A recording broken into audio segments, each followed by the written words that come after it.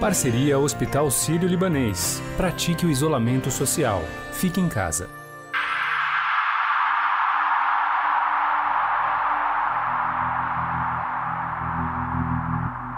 O isolamento social por causa da Covid-19 e como ele deve ser feito tem travado uma batalha entre o presidente, o ministro da Saúde, Luiz Henrique Mandetta, e os governadores.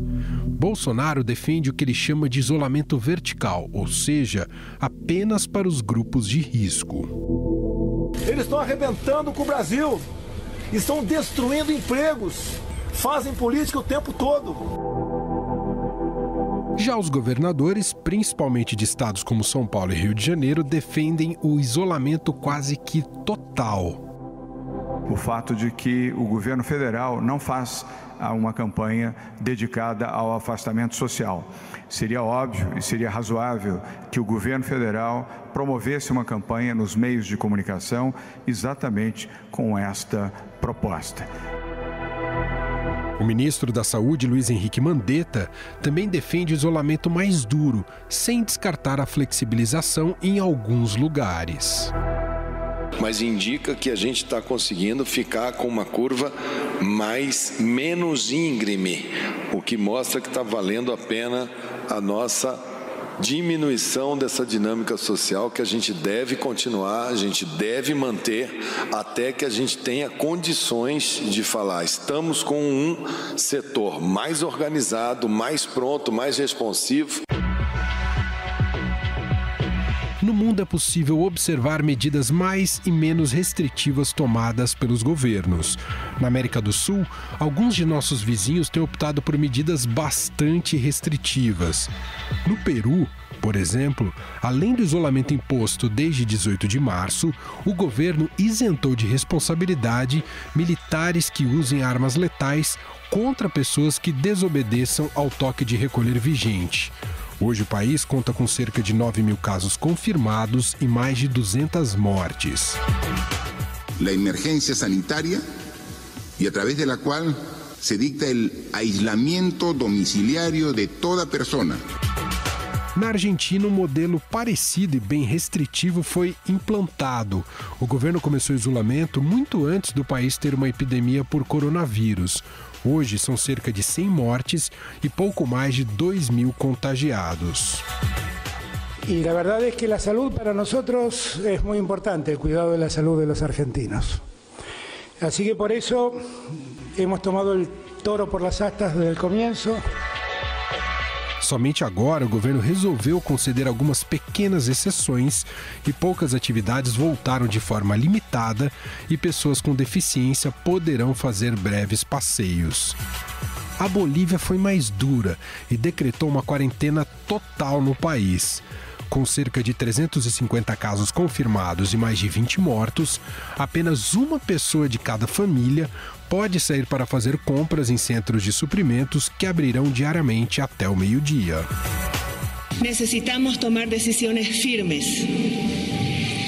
E são decisões firmes para salvar vidas. Na Europa, os países têm tomado medidas diferentes diante da gravidade da doença em seus territórios. A França prorrogou até o próximo dia 11 de maio as estritas medidas de confinamento para combater a epidemia do novo coronavírus, já que causou cerca de 15.000 mortes no país.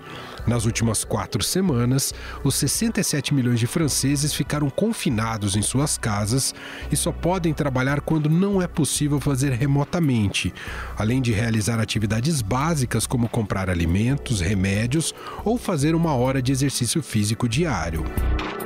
Nous sommes en guerre sanitaire, certes.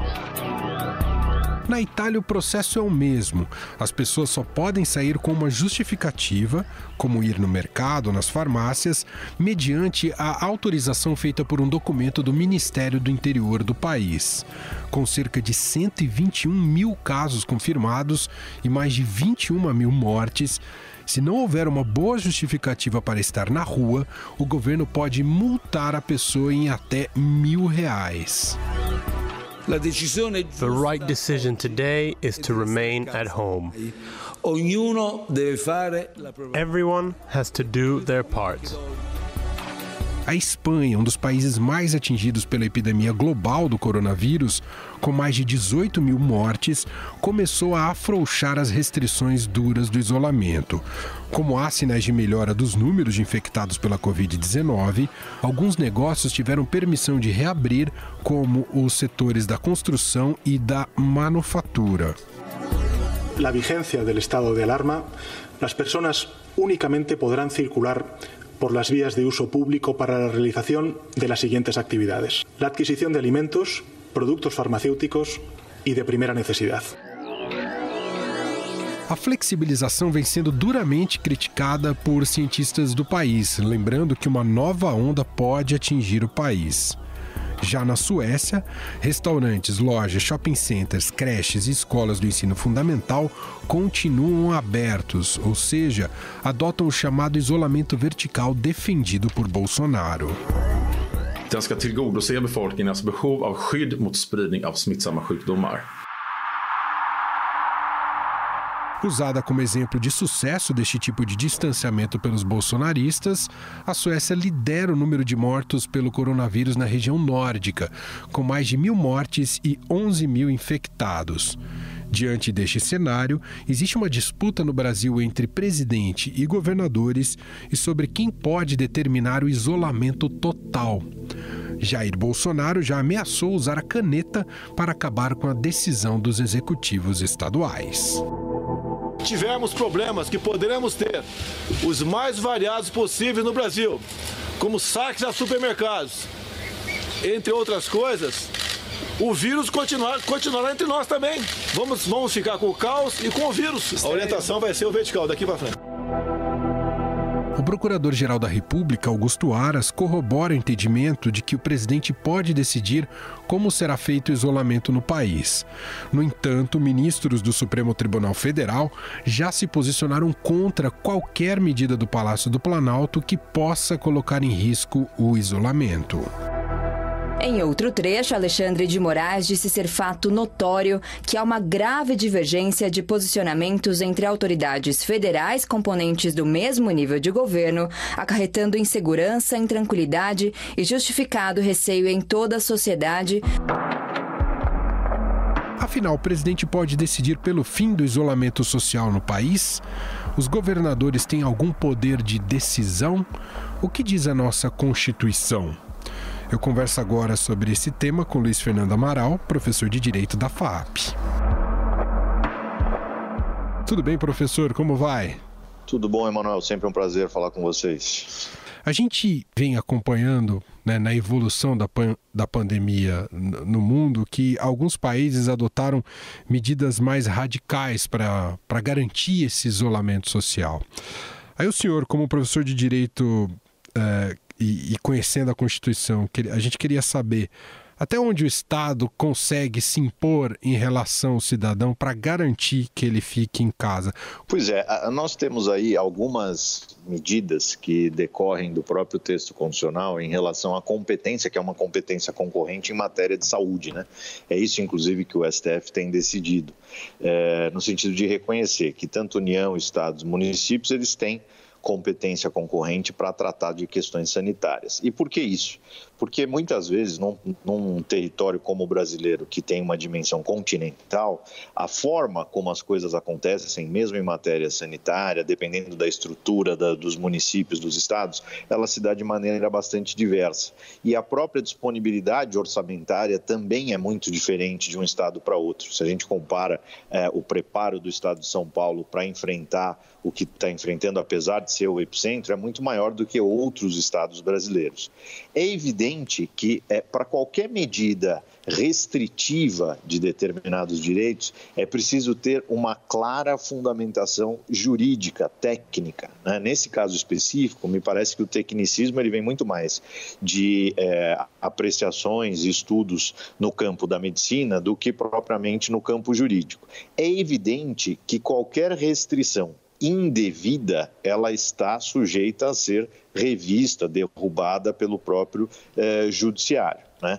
O que nós temos que ver aqui, Emanuel, e por mais que eu entenda que a população muitas vezes se vê num momento de aflição por conta da quarentena, do isolamento, ainda que a gente não tenha tido lockdown no Brasil, O que eu noto é que as pessoas também têm que entender o seguinte: os gestores públicos, eles têm uma responsabilidade muito grande em relação à saúde da população. Quer dizer, esse é um dos direitos sociais que o Estado deve prover, né? Inclusive em caráter universal. Então, as medidas que o Estado, e aí eu me refiro a todos os âmbitos, União, Estados e municípios, as medidas que são adotadas, elas têm respaldo nessa proteção à saúde, desde que guardem uma proporcionalidade com aquilo que se busca alcançar, né? O que a gente não pode ter são restrições excessivas que, inclusive, estão sendo, de alguma forma, revistas pelo Poder Judiciário. Professor, e nessa questão, entrando mais nos exemplos práticos, vamos supor num cenário em que a epidemia avance muito aqui no estado de São Paulo e mesmo na cidade de São Paulo e se conjecture aí medidas mais restritivas, por exemplo, prisão para quem circular nas ruas, fechamento de rua, ou a determinação de um único dia para sair de casa. Estou usando aqui exemplos que a gente já viu que está ocorrendo em outros países. A própria Itália tem um documento que a pessoa precisa apresentar para deixar a sua própria residência. Isso seria factível aqui no Brasil, de acordo com as nossas normas jurídicas, professor? Me parece que nesse cenário nós já estaríamos num campo muito avançado de restrição a direitos fundamentais. Será preciso, em qualquer das hipóteses, uma clara caracterização, uma clara justificativa baseada em normas, em estudos no campo da saúde para que isso se viabilize. E aí, lembrando uma questão, Emanuel, o direito, ele sempre trata com direitos que não são absolutos. Então, se você falar em direitos fundamentais na Constituição, nenhum direito é absoluto. Até a própria questão do direito à vida, nas aulas que a gente ministra, fala muito disso. Quer dizer, direito à vida em situações de guerra, ele também cede. Você tem algumas situações em que isso acontece. O direito, por exemplo, de ir e vir, quando você está com um embate com o próprio direito e a saúde, que no final das contas é o modo pelo qual você garante a vida de uma pessoa, ele pode sim sofrer algumas restrições. É evidente que quanto maior a restrição, maior a necessidade de uma justificativa. Então, eu não vejo e não tenho tanto receio no sentido de que, em razão desta pandemia, as medidas nos levem a um estado de exceção, etc. Não, porque as medidas que estão sendo tomadas, elas estão sendo tomadas com base em organismos internacionais da área sanitária e que, portanto, são balizadas nesses termos. E mais, sempre com a possibilidade de apreciação jurisdicional. Então, eu não tenho tanto receio, eu vejo muita gente falando, isto parece uma ditadura, etc. e tal. Não parece uma ditadura, porque ainda nós temos um judiciário que pode, sim, apreciar essas medidas e fazer com que elas cessem. Então, assim, o administrador público, ele não está sem controle nenhum, muito pelo contrário. Se a gente tivesse, de fato, num regime de exceção, aí nós teríamos ordens que seriam inquestionáveis. Caso os governantes optem por novas medidas, qual que é o caminho, professor, do ponto de vista legal? É via Supremo? Vou dar um exemplo aqui. Se decide que precisa ter um toque de recolher, qual seria o caminho para que isso seja colocado perante a população? Via de regra, isso vai acabar dependendo da esfera em que for tomado, né? Então, por exemplo, nos municípios, os tribunais dos estados vão ter essa possibilidade de revisão, como nesse exemplo que eu dei, salvo engano, de Teresina, né? Então, o Tribunal de Justiça do Piauí acabou revisando esse ato do administrativo, do executivo municipal. Isso acabou chegando no Supremo, mas já em grau de recurso. No caso dos estados, aí me parece que a matéria vai acabar indo para o Supremo. Ouvimos a análise de Luiz Fernando Amaral, professor de Direito da FAAP, mais uma vez conversando com a gente. Obrigado, viu, professor? Eu que agradeço, Emanuel, sempre à disposição. Daqui a 20 segundos vamos falar de algumas medidas tomadas por estados brasileiros, como o monitoramento pelo celular para identificar a adesão ao isolamento. Em tempos de Covid-19, vamos ser responsáveis, praticando isolamento social e não disseminando notícias de fontes desconhecidas. O Hospital Sírio-Libanês tem uma página especial com informações sempre atualizadas. Acesse hsl.org.br/coronavírus.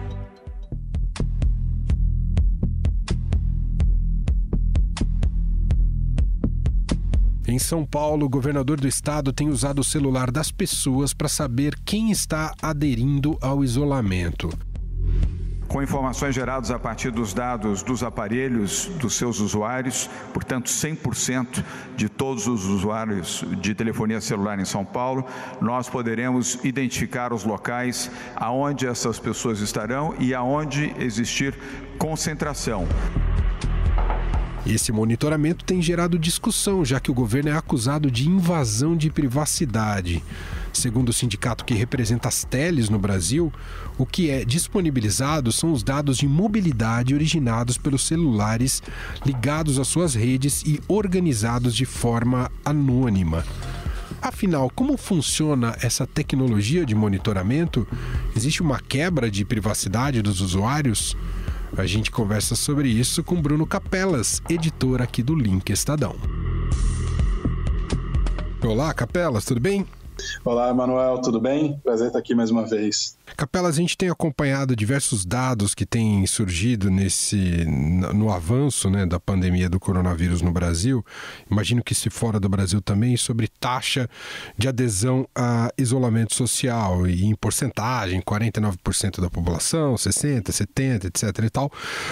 E é dito que isso é conseguido através das teles, das operadoras de telefone, que seria deslocamento via smartphone. De qualquer maneira, a tecnologia é por aí mesmo, Capelas? Qual é a ideia? Todo celular tem que se comunicar com as redes de comunicação. E se você consegue triangular isso, então assim, imagina que tem muitas torres de comunicação de celular espalhadas pela cidade. E você consegue, a partir do sinal, da intensidade que o sinal chega no celular e retorna para as torres, conseguir estabelecer onde está a pessoa. Então, assim, digamos que tem uma torre a 100 metros, uns metros e uma a 300 metros. A operadora sabe onde estão as torres e aí ela vai perceber que tem uma que a intensidade está mais perto da torre de 100 metros do que a de 200. É uma grande conta de geometria, se você não lembra ali dos Pitágoras e senos e cossenos, é mais ou menos isso. É uma grande conta de geometria que ele usa ali para estabelecer onde é que está o usuário. Ele faz uma triangulação entre o usuário e diferentes torres. Então ele consegue saber a localização com algum nível de precisão do usuário. Isso é um sistema. O outro sistema de localização muito comum que a gente tem é o GPS, que faz a mesma coisa, só que com o uso de satélites que estão na órbita terrestre, que é o mesmo satélite usado, por exemplo, para transmitir sinal de internet para uma região longínqua ou mesmo a televisão por satélite. Esse tipo de comunicação, ele permite que a gente consiga a localização do usuário. E aí, como é que ele está sendo usado na época do coronavírus? Ele está sendo usado para perceber se as pessoas estão dentro das suas casas, se elas estão ficando em casa, se elas estão se movimentando. Então, é basicamente muito simples. Se eu estou conversando aqui com você na minha casa, mas eu resolver sair andando pela avenida que tem aqui embaixo de casa, a operadora vai conseguir traçar uma rota de onde eu estou. Normalmente, isso pertence ao sigilo do usuário, ao sigilo telefônico, né, e informático do usuário. Mas em situações de exceção, como a que a gente está vivendo hoje, isso pode ser utilizado. Isso é até utilizado de outras formas, em outras situações também. Agora, Capelas, vamos entrar num outro território importante, que é o território da privacidade. Em que medida isso pode significar invasão da nossa privacidade e dar margem e abertura para tomadas de medidas piores daqui para frente, já que há a possibilidade de ver onde as pessoas estão através dos celulares, hein, Capelas? Eu gosto de brincar com a ideia, é uma metáfora meio baixa, mas enfim, privacidade é que nem cinto, todo mundo sabe onde aperta. Na ideia de que você tem uma própria concepção de privacidade. Assim como tem pessoas mais reservadas e pessoas que são mais abertas e contam mais da sua vida, a privacidade também tem essa noção. O que é importante? Entender qual é o consentimento, se as pessoas têm ciência de que isso pode ser feito, de que isso está sendo feito com os dados delas. E entender o quanto isso pode ser feito em tempos de exceção e em tempos normais.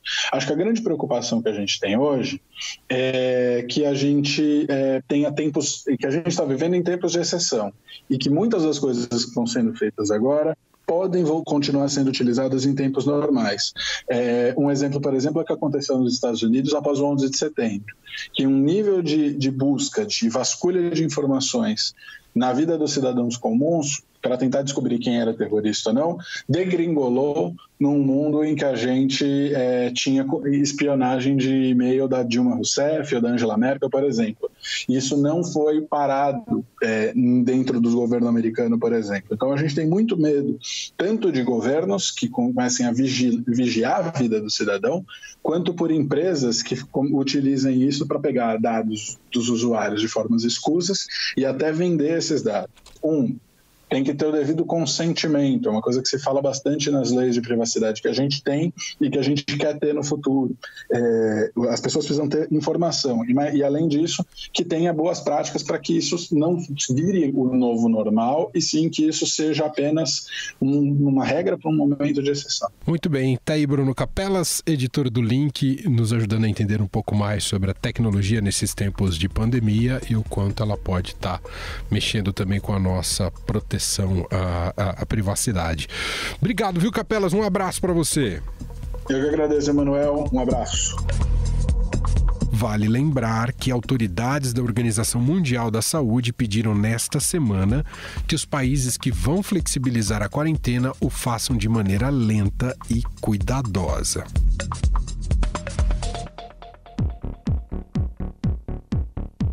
Bom, e chegando aqui para encerrar este podcast, sempre com alguma novidade interessantíssima para o quadro Fique em Casa, vem ela, Renata Cafardo. Fique em Casa com o Estadão, com Renata Cafardo. Hoje o convidado do nosso quadro é o Maurício de Souza, autor da Turma da Mônica, que tem 84 anos e está isolado em sua casa em São Paulo.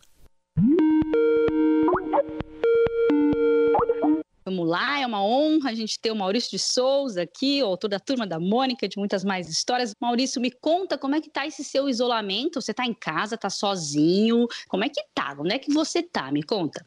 Eu estou com a Alice, minha mulher, e o Bidu. E estamos nos virando, logicamente a tecnologia permite que a gente continue acompanhando muita coisa da empresa, das equipes, trabalhos, etc, etc.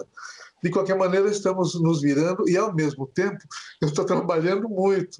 Eu descobri que eu posso fazer uma reunião aqui pelo Skype ou por outros processos semelhantes com um monte de gente, em quadrinhos que dividem a tela do computador, né? Com a carinha de todo mundo que está falando comigo. Lógico que eu vou usar isso cada vez mais. Todo mundo está aprendendo coisa, está se adaptando, está aprendendo.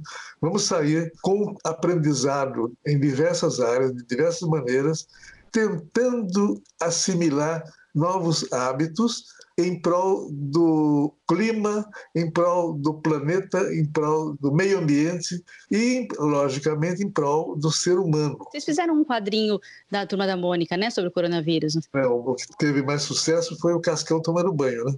Aliás, lavando as mãos. Aliás, ele está lavando a mão sem parar, né? Já gastou, eu acho, nessa altura do campeonato. Eu acho que ele gostou. Aliás, ontem também eu mandei um recado para ele. Eu vi que ele está lavando as mãos realmente, mas ele está esquecendo de fechar a torneira enquanto esfrega as mãos. Está gastando água. Então, ô Cascão, se você está me ouvindo aí, não esquece que ontem eu te avisei. Fecha a torneira para lavar a mão. Mas não vamos gastar água, que também é um bem maravilhoso que não podemos jogar fora. Bom, Maurício, muito obrigada, viu? Bom isolamento para você. Muito obrigado. E super obrigada por conversar com a gente. Eu agradeço muito a sua gentileza e qualquer coisa, estamos aí. Um abraço para você. Um abração, até a próxima. O Estadão Notícias desta quarta-feira vai ficando por aqui. Contou com a apresentação minha, Emanuel Bonfim, participação de Renata Cafardo, produção de Gustavo Lopes e Bárbara Rubira e montagem de Nelson Volter. Diretor de jornalismo do Grupo Estado é João Fábio Caminoto. O nosso e-mail para a gente conversar é podcast@estadão.com. Nos falamos logo mais a partir das 5 da tarde no podcast Na Quarentena. Um abraço e até lá! Estadão Notícias.